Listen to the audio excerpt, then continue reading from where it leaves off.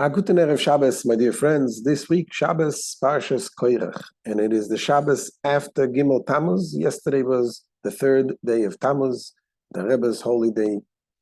By the Ohel, thousands and thousands of people from all walks of life. And you can see the leadership of the Rebbe that still impacts Jews all around the world.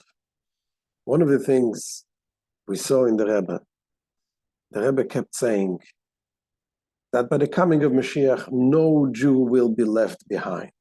There's no such a thing. The Rebbe didn't give up on anyone.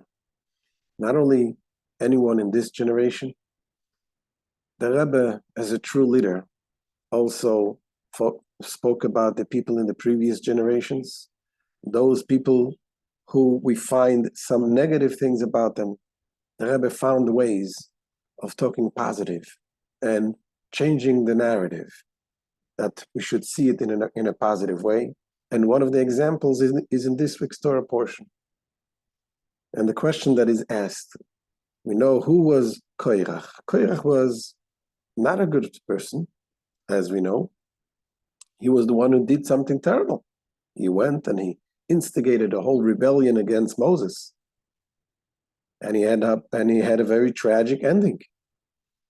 And the question is, why name a whole portion after Korach? We say this week's Torah portion is Korach. We know the Torah says that Shem Reshaim Yirkov, the name of the wicked ones, should be rotten, should be forgotten. And the Rebbe says that even with Korach, we can find something positive. And that is, when Korach, what did he want? He wanted to become the high priest. Moshe Rabbeinu tells him, I too want that. So the very desire that Korach had, that's not necessarily a bad thing. On the contrary, we should aspire to spiritual greatness.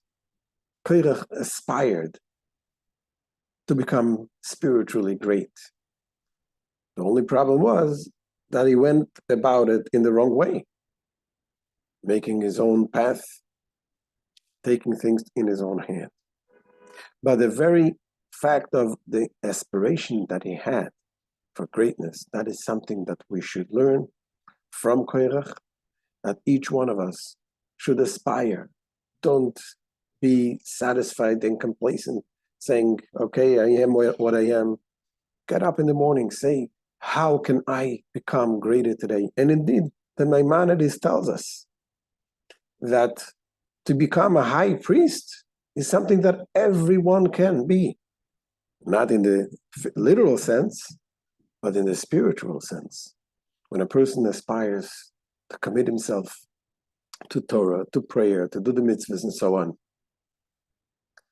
And of course, the mission is to aspire not ourselves to become great alone, but to aspire to bring everyone around us, each one in their own level, to bring them closer to Yiddishkeit, because that is ultimately the way the Rebbe leads us.